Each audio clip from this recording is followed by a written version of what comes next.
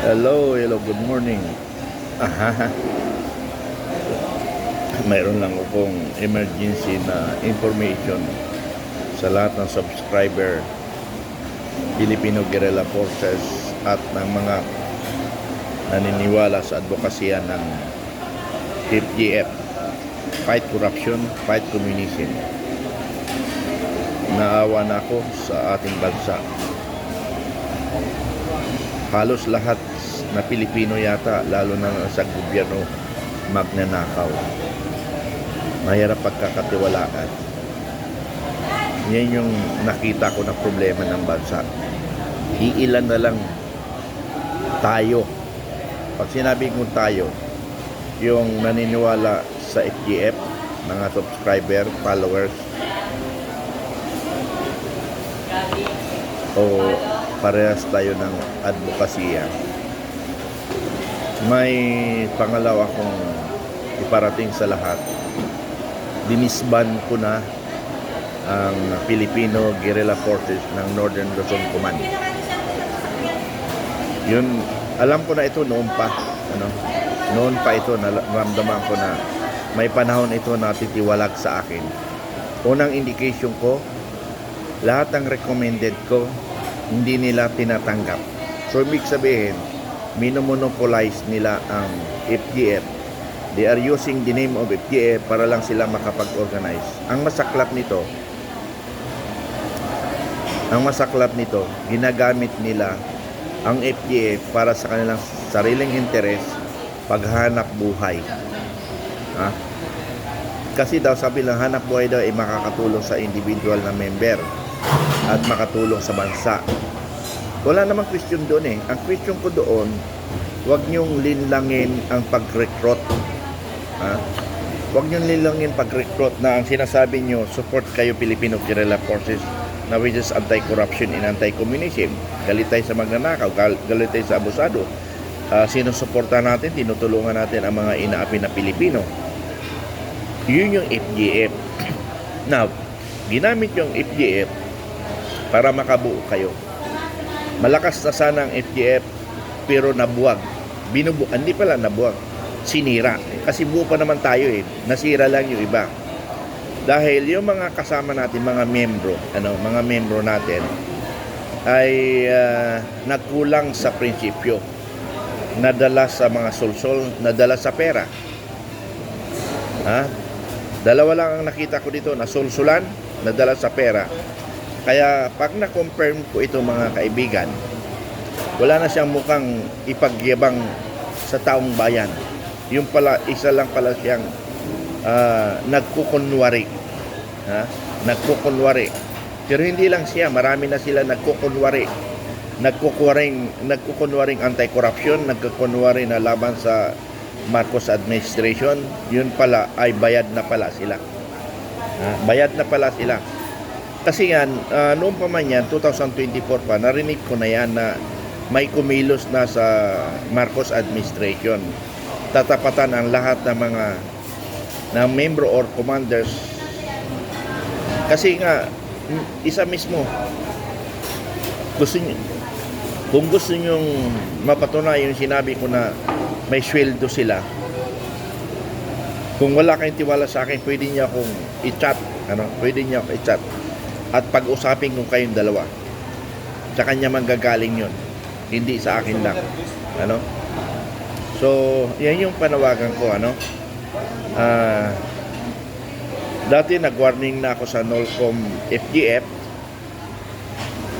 Ngayon, inidisband ko na ang FGF, Filipino Guerrilla Forces. Sinasabi nilang Galyan. Yung isa pa, tingnan mo nag-declare sila nag-pronouncement sila ng Filipino Galyan Forces nang without clearance sa nasyonal. So anong ibig sabihin nun? Pagtatraidor. Kung hindi man pagtatraidor, hindi sila marunong sumunod sa channeling of command protocol. They violated the memo of the national headquarters. Yun na lang warningan ko sila, pero nag-decide ako nag-decide na ako. Actually, marami na nag-recommend sa akin na ganyan. Sabi ko, salamat sa inyong information na binibigay sa akin. Pero, hindi pa tamang panahon para mag-decide ako. Mayroong nga nagagalit sa akin, nagtatampo. Ay, hindi po pwedeng daanin ako sa tampo, daanin ako sa ganon. Hindi pwede. Because we are an organization. Organization na hindi pwedeng mabali. Organization na hindi pwedeng mabali. May panindigan, may prinsipyo. Kayang ipagtanggol. Kayang ipagtanggol ang ating bayan. Okay. Dali, vlog pa ako. Dali, mamaya, usap tayo ha. Okay. Sige. Sorry kasi nandito ako sa magulong lugar ng Aguinaldo. Kainan kasi samantala ko So may bumati sa akin dati kong tao kasi sa totoo lang talaga may problema talaga ang bansa natin. Unang problema ng bansa natin, magnanakaw ang karamihan na sa gobyerno. I'm sorry to sad. Kaya nga sabi ko nga noon, bago ako kumilos, bago ako magtirada sa labas, sa loob mismo ng bakuran ko, bago ako lalabas ng bakuran ko. So therefore, dito muna ako sa Armed Forces of the Philippines. So mayroon na ako nabulabog sa Armed Forces of the Philippines, pero susundan pa rin natin yan. Kasi nga, hindi ko gusto na yayaman tayo nang dahil sa nakaw. Kaya nyo bang pakainin ang pamilya nyo galing sa nakaw? Kaya nga sabi ko, may panukala ako na batas na pag once ang isa ay na-charge ng graft in corruption, lahat ng pamilya damay because nakinabang sila. Di ba tatlong klase ang suspect, di ba? Principal suspect, accessories to the crime, and accessories and mayroon pa isa, nakalimutan ko, sorry. So, dapat lahat ng pamilya na na-charge ng graft, katulad ni General Garcia, I'm sorry pero tapos na yun. Wala pang batas yun Katulad ni General Garcia, na sentensyahan ng graft in corruption. Dapat lahat ng pamilya sama. Kasi nakinabang sila Napakasarap sila sa buhay nila.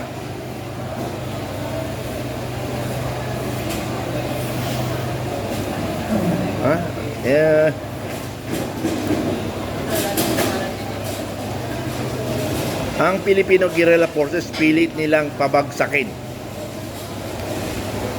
Ang mga membro natin ng iba, hindi nyo alam na ginagamit na pala kayo. Okay, all Filipino Guerrilla Forces sa Northern Luzon Command na gusto nyong mag-connect sa akin, mag-connect kayo sa akin. Huwag kayong magpagamit kung ang pakay ninyo ay bantayan ang gobyerno, bantayan, labanan ng communism. Huwag kayong sumunod doon kasi ang purpose lang nila doon, ginamit kayo para sa kanilang hanap buhay.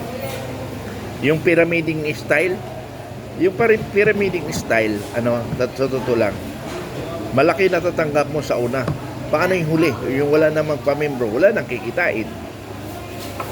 Kaya huwag kayong basta-basta papasok sa isang organization na ang front nila ganito. Bandang huli, ipapalang pupuntahan. So, mali yun, mali. Maling organization, pananamantala yun ng kapwa Pilipino.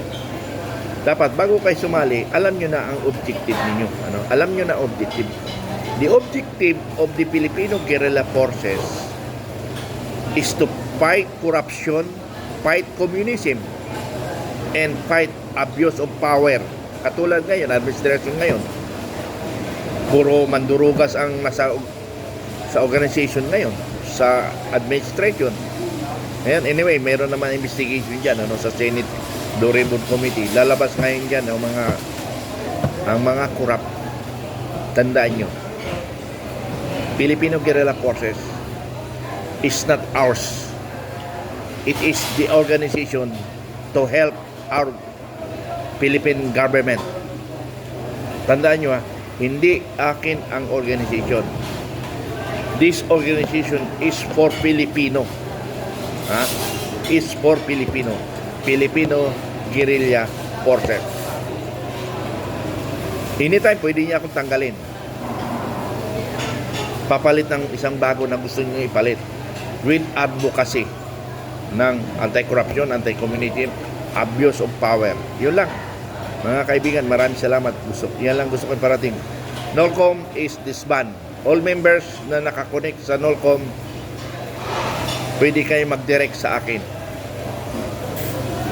At i-organize ko ulit kayo ng yung Northern Luzon Command. Thank you, thank you. Good morning.